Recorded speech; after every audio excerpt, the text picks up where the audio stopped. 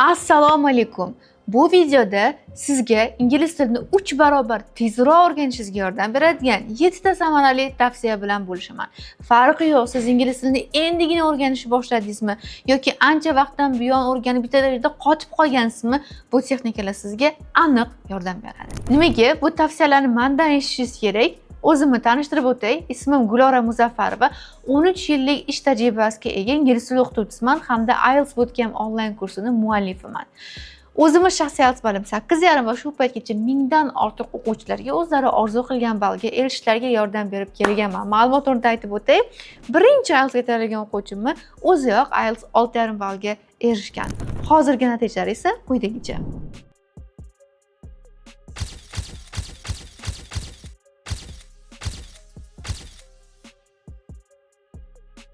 90% o'quvchilar ingliz tilini kamida 1-1,5 yildan buyon o'rganib kelyapti. Ba'zi o'quvchilar 5, 6, hattoki 10 yildan buyon ingliz tilini o'rganib kelyapti. Ular bilmadim, juda ham uzoq vaqt cho'zib tilni o'rganishadi, lekin IELTS topshirishga kelganda tezlashib ketishga majburan bo'lishadi.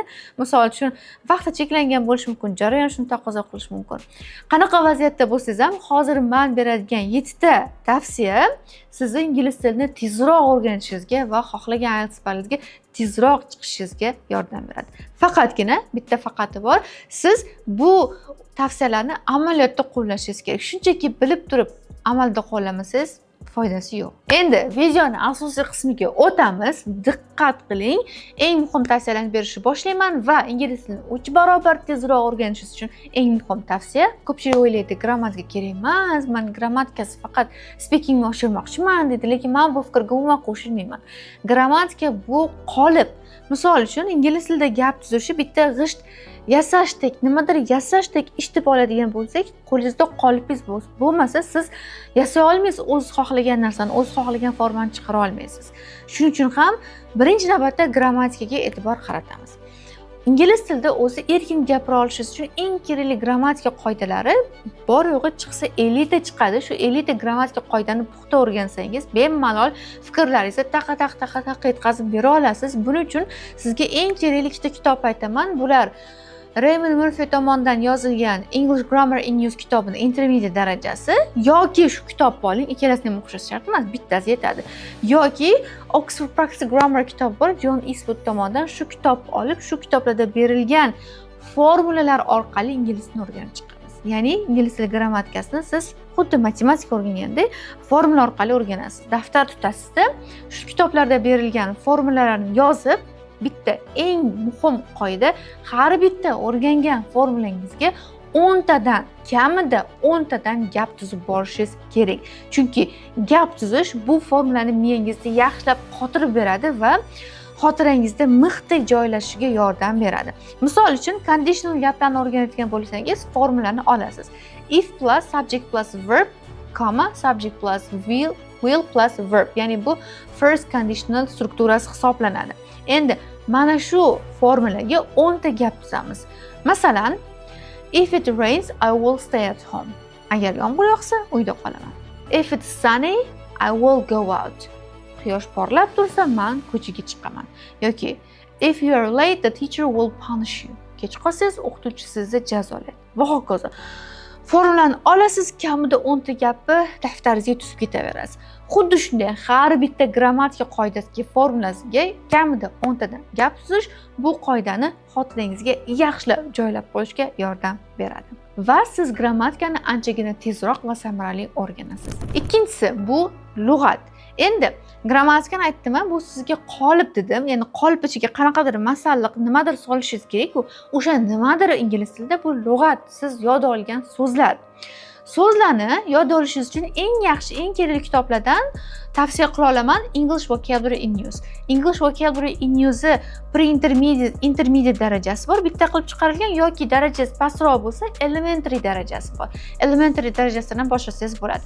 Mana shu ikkita kitobni yaxshilab o'rganib chiqsangiz, siz ingliz tilida anchagina fikrlaringizni erkin yetkazib bera olasiz va e'tibor bering, bu kitoblardan so'z o'rganayotgan paytda siz word order formulasidan foydalanib o'rgangan so'zlaringizni sirazu amaliyotga qo'llab ketishingiz kerak. Word order bu qanaqa formula? Quyidagicha, ya'ni who plus what plus how plus where va oxirida when. Bu degani ingliz tilida gap tuzayotganingizda birinchi bo'lib kim so'rog'iga javob beruvchi so'zlar keladi. Ya'ni kim? Men, u, Salim, Olim va hokazo. Ana undan keyin esa what.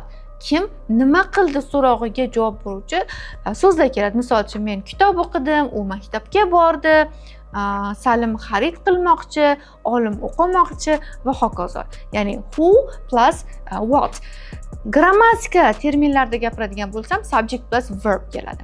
Ana undan keyin how. Kim nima qildi, qay tarzda so'rog'iga javob beruvchi so'zlar keladi. Misol uchun men kitob o'qidim, sekin yoki ovoz chiqarib va hokazo. Yoki u maktabga bordi, piyoda. Qay tarzda bordi? Piyoda. Oxirida esa where va when so'rog'iga javob beruvchi so'zlar keladi. Ya'ni qayerda va qachon. Misol uchun aytaylik, siz celebrate so'zini o'rganyapsiz, ya'ni nishonlamoq. Mana shu celebrate so'ziga word order formulasidan foydalanib gap tutishingiz kerak. Masalan, I celebrated my birthday with my friends at a cafe last month. Ya'ni men nishonladim tug'ilgan kunimni. Bu yerda who va what so'roqlarga javob beruvchi so'zlar kelyapti. Kim nima qildi? Men tug'ilgan kunimni nishonladim. Qay tarzda? With my friends, do'stlarim bilan. Qayerda? At a cafe va qachon? Last month.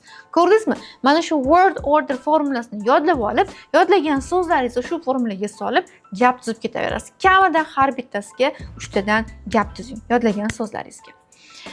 Keyingi usul, bu ikkinchi usul edi. Keyingi usul ham xuddi shuni davomi, ya'ni so'z yodlashga oid.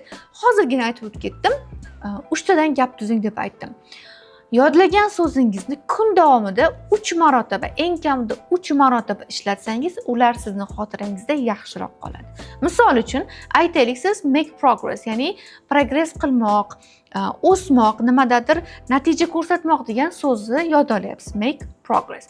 Mana shu so'zni o'rgangan kuningiz davomida 3 marotaba qayta ishlatishga harakat qiling. Misol uchun, birinchi bitta gap tuzdingiz, o'sha gapni ovoz chiqarib baland ovozda ayting, keyin esa o'sha so'zni kimgadir tushuntirib bering. Misol uchun, do'stingizga aytib bering, make progress so'zini o'rgandim deb tuzgan gapingizni unga aytib bering va kunning oxirgi qismi kimdir sizni savol javob qilsin, o'sha make progress so'zini ma'nosini sizdan so'rasin. Mana shu tarzda siz bitta so'zni kun davomida 3 marotaba har xil shakllarda qayta ishlatsangiz, bu so'z sizning xotirangizda yaxshiroq qoladi va siz ingliz tilini tezroq o'rganasiz. Yodlagan so'zlaringizni tezroq nuqtingizda qo'llay boshlaysiz. Keyingi usulga o'tamiz. 4-usulimiz bu so'zlarni takrorlashga oid. So'zlarni takrorlab turmasangiz, ular esingizdan chiqib ketadi va yodlagan so'zlaringiz esingizdan chiqib ketdi degani bu yana sekinlashib ketdingiz, progressingiz cho'zilib ketdi, vaqt ko'p ketadi degani. So'zlarni takrorlayotganda siz spaced repetition usulidan foydalaning.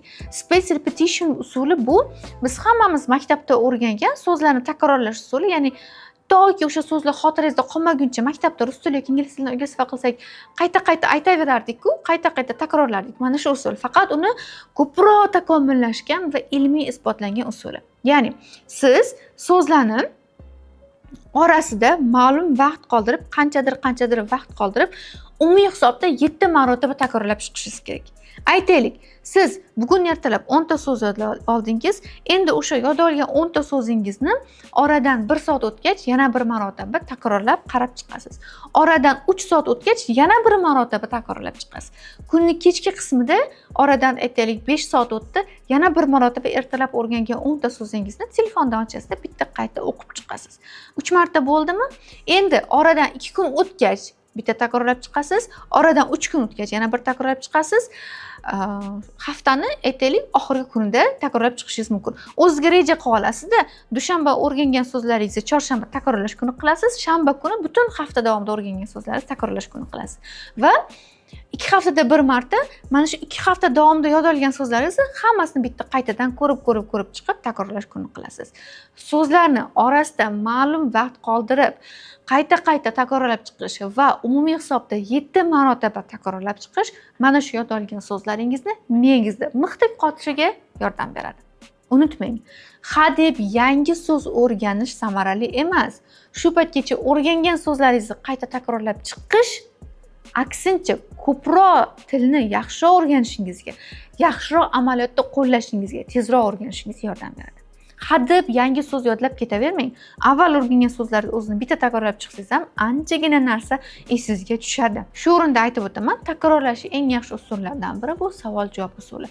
Birga dars qiladigan do'stingiz bo'lsa yoki uyda kimdir dars qilishga yordam beradigan, misol uchun oyingizmi kimdir bo'ladigan bo'lsa, ulardan sizni savol-javob qilishini so'rang. Yodlagan so'zlaringiz ro'yxatini bering, ular o'zbekchasini so'rashadi, siz inglizchasiga javob berasiz. Mana shu takrorlashi eng zo'r usuli. 5-usul, avvalgi videolarimda ham ko'p marotaba aytganman, hozir ham aytaman, ChatGPT bilan speaking qiling. ChatGPT bu menimcha eng zo'r ixtirolardan biri ingliz tilini o'rganishni xohlaydigan odamlar uchun. ChatGPTni ochasiz, audio qismini qo'shasiz, ya'ni suhbat qiladigan, jonli suhbat qiladigan joyi bor, qo'shasiz va ChatGPTdan biror bir mavzuda sizga speaking savollar so'rashni aytasiz. O'zingiz oldindan tayyorgarlik ko'rib olishingiz ham mumkin. Misol uchun aytaylik, hobbingiz mavzusida qanaqadir speaking savoliga tayyorgarlik ko'rib, o'sha savollarni o'zini o'qib turib, o'sha savollarga javob berib, ChatGPTdan siz bilan birga suhbat qilishni, sizni javoblaringizni eshitib, sizni xatolaringizni ko'rsatishini so'rashingiz mumkin. Misol uchun, please ChatGPT, listen to my speech. I'm gonna answer questions about my favorite hobby and I want you to listen carefully and tell me about my mistakes in my English deb so'rashingiz mumkin. Eshitadi, sizga ingliz tilida xatolaringiz bo'yicha feedback beradi. Va please tell me how to improve my speech on this topic. Siz aynan shu mavzu bo'yicha qanaqa yana ham yaxshiroq javob berishingiz mumkinligini, qanaqa javoblaringizni yaxshilashingiz mumkinligini o'rgatadi. ChatGPT ishlating. Ko'pchilikda birga dars qilish uchun do'sti yo'q, bitta o'zi dars qiladi. ChatGPT siz uchun eng yaxshi hamroh bo'la oladi. Keyingi tavsiyam, ingliz tilida gapirayotganingizni ovozingizni rekord qilib oling va o'zingiz qayta eshiting. Yoki jur'atingiz yetsa, qo'lingizdan kelsa, o'zingizni videoga oling va videongizni ko'rib chiqing.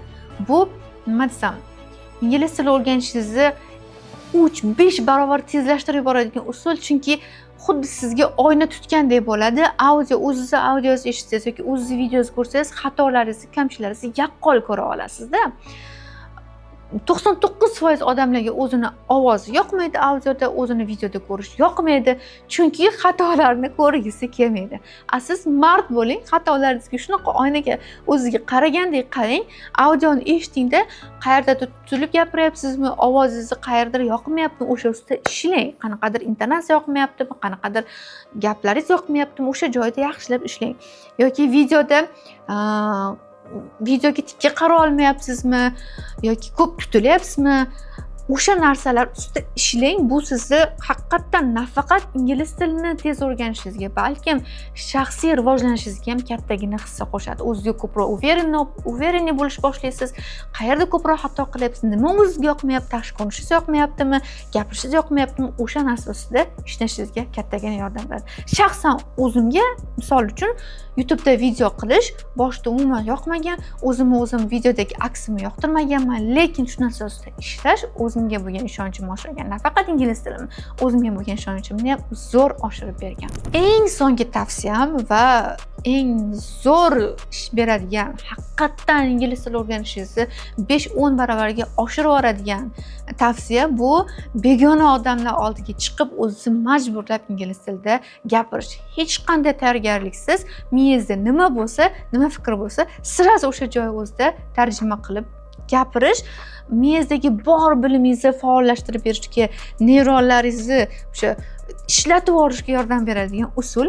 Chunki nima uchun ko'pchilik ingliz tilini o'rganishni yillab orqaga suradi? Bu ularni bilimi yetarli emasligi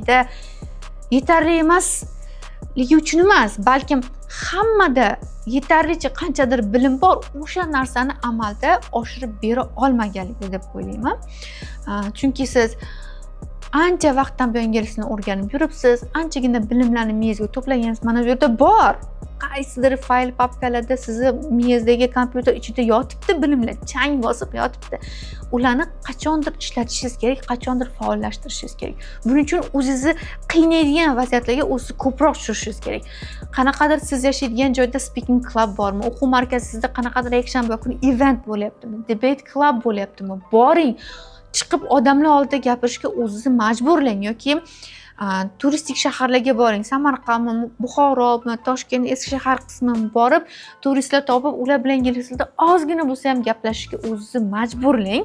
Mana shunaqa real life muhitni haqiqatdan bor bilimingizni faollashtirib yuborishga, ingliz tilini o'rganishingizni tezlashtirib yuborishingizga yordam beradi. Chunki o'zimni tajribamda shu narsa o'tgan, o'zimni debate klublar orqali ingliz til bilimimni yuzaga chiqarganman. O'quvchilarim esa oldin ko'proq turistik shaharlarga olib borib, ular bilan turistlarni uchrashtirishga harakat qilardim. Ular juda katta motivatsiya olib, ingliz tilini yana ham tezroq o'rganishga juda ham kuchli turtki bo'lar edi. Sizga ham shu narsani tavsiya qilaman. Shu o'rinda bitta muhim fakt bilan bo'lishib ketmoqchiman. Odatda farqi yo'q, birinchi marta ALIS topshirgan o'quvchi bo'ladimi yoki oldin topshirib bitta balda qotib qolgan o'quvchi bo'ladimi? Mana shu hozir men aytadigan 3 ta katta xatodan bittasini qilishadi.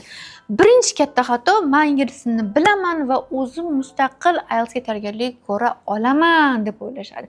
Self study qilmoqchi bo'lishadi. Self studyga umuman qarshiligim yo'q. Men o'zim ham self study qilib IELTSdan 8,5 ball olganman. Lekin self study qilish bitta katta minusi bor. Bu siz ko'p vaqt yo'qotib qo'yasiz.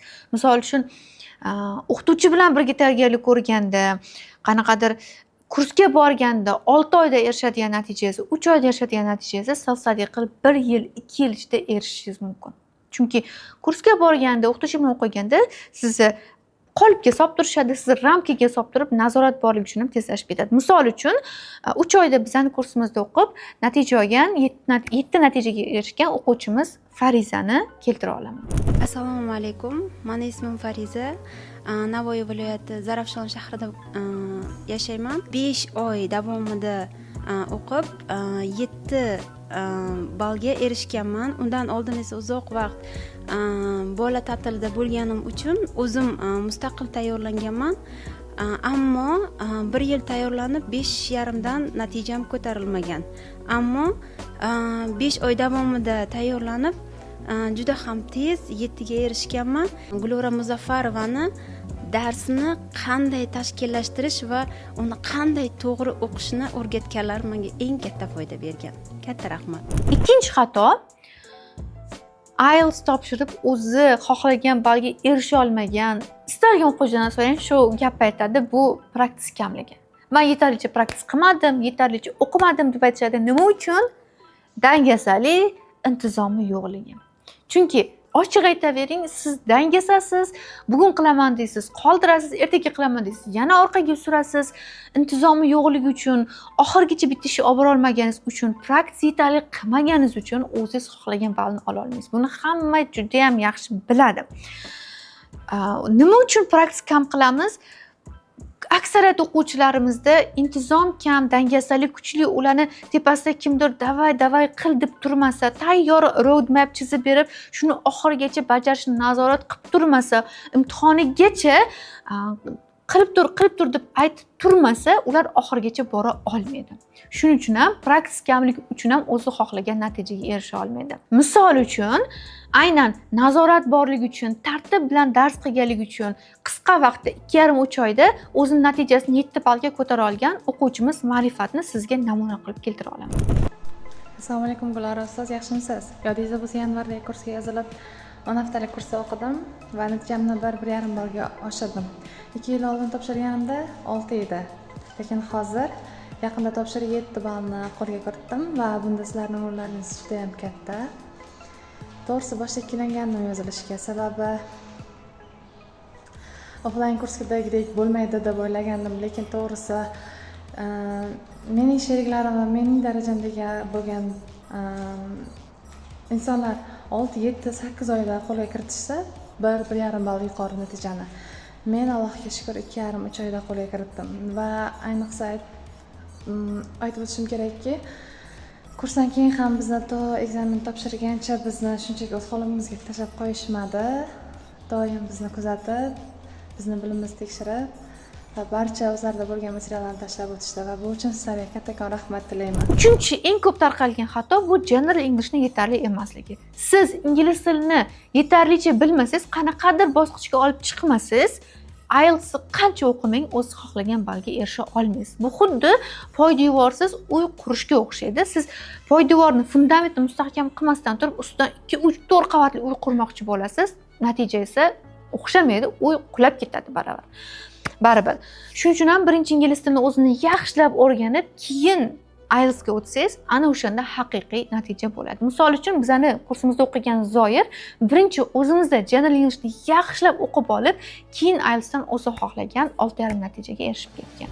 Agar siz ham yuqorida keltirilgan natijalarga erishmoqchi bo'lsangiz, unda IELTS Bootcamp onlayn kursimizni keyingi patogiga, keyingi kursiga o'qishingiz kerak. Bu kurs siz uchun ayni muddao bo'ladi, chunki bu kursda o'zimni 13 yillik tajribam, 8 yarim bilimimdan foydalanib, mingdan ortiq o'quvchilarda sinalgan eng samarali texnikalarni, IELTS 4 ta skill uchun ishlaydigan eng zo'r usullarni o'rgataman. Agar siz birinchi marta IELTS topshirmoqchi bo'lsangiz va yillab vaqt sarflamasdan qisqa vaqtda yuqori natijaga, kamida IELTS 7+ erishmoqchi bo'lsangiz yoki oldin IELTS topshirgansiz, o'z xohlagan ballda ola olmagansiz, bitta natijada qotib qolgan bo'lsangiz va qisqa vaqtda natijangizni 1-1,5 ballga oshirib olmoqchi bo'lsangiz, bu kurs siz uchun ayni muddao. Hoziroq IELTS 7+ Bootcamp onlayn kursimiz uchun ro'yxatdan o'tishingiz kerak. Ko'p gapirmayman, o'quvchilarning rezultatlari gapirsin. Mana hozir ko'rishingiz mumkin. Shuni o'zi xulosa qilish ketadi. Assalomu alaykum. Men ismim Rahmatjon Asidinov. Hozirda 23 yoshdaman va xalqaro kompaniyada dasturchi sifatida faoliyat yuritaman. Gulorapani kurslarida 2024-yil fevral-aprel oylarida o'qiganman. Shu muddat mobaynida undan oldingi IELTS 6,5 natijani 7,5 ga Gulorapani va jamoaning yordami bilan ko'tarishga muvaffaq bo'lganman.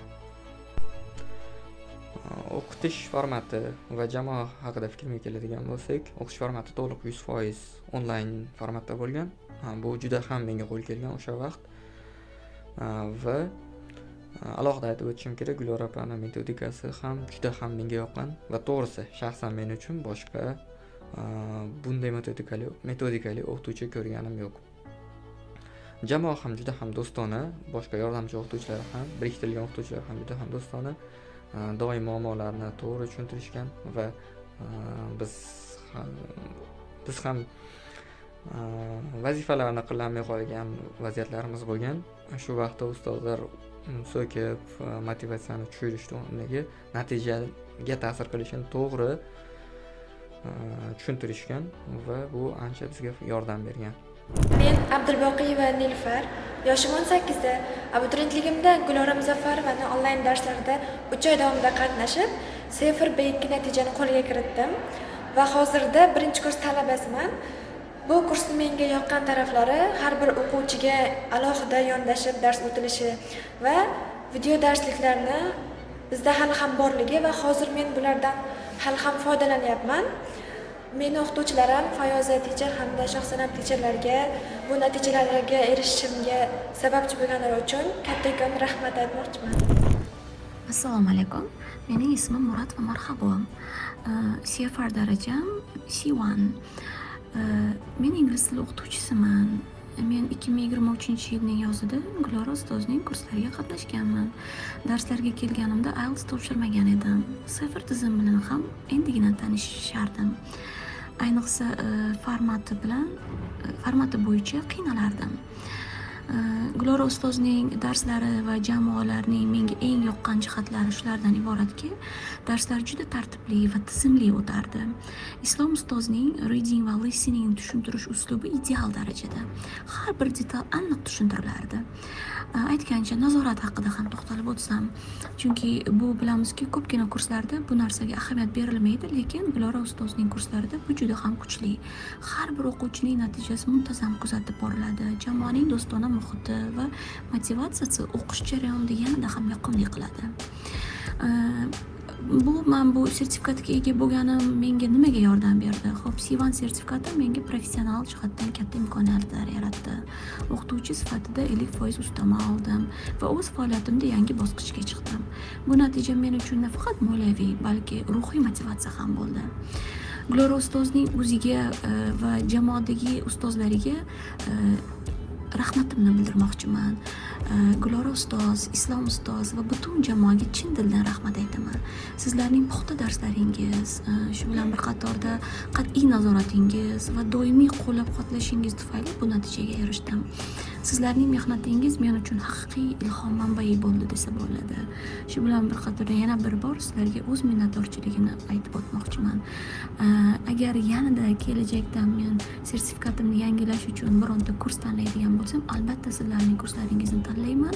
Bu safar IELTS topshirishga o'z jur'atimni yig'ib IELTS topshirishga harakat qilaman va boshqalarga ham shu kursni tavsiya qilaman. Hech qachon afsuslanmaysiz, chunki hamma narsa bu kursda kuchli tartib, intizom va nazorat va reja asosida olib boriladi. Eng muhimi shu deb o'ylayman. Mana shunday muvaffaqiyatli o'quvchilar qatorida bo'lmoqchi bo'lsangiz, hozir video pastdagi izohlarda havola qoldiraman. Mana shu havola orqali siz kurs uchun oldindan ro'yxatdan o'tib qo'yishingiz kerak. Nima uchun oldindan ro'yxatdan o'tishingiz kerak? Buni ikkita afzalligi bor. Birinchidan kurs uchun qabul ochilganda mana YouTube postda 130 mingdan ortiqroq, Instagramda 100 mingdan ortiqroq, Telegramda 30 mingga yaqin obunachilar bor. Joylar juda ham tez to'lib qoladi va kursga qabul qisqa vaqtda yopiladi.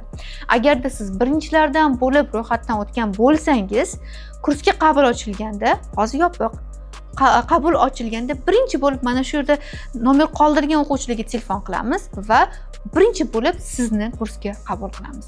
Va ikkinchi sizga juda ham yoqadigan joyi bu birinchi bo'lib ro'yxatdan o'tgan o'quvchilarga eng optimal, eng yaxshi narxlarda kursimizni taqdim etamiz.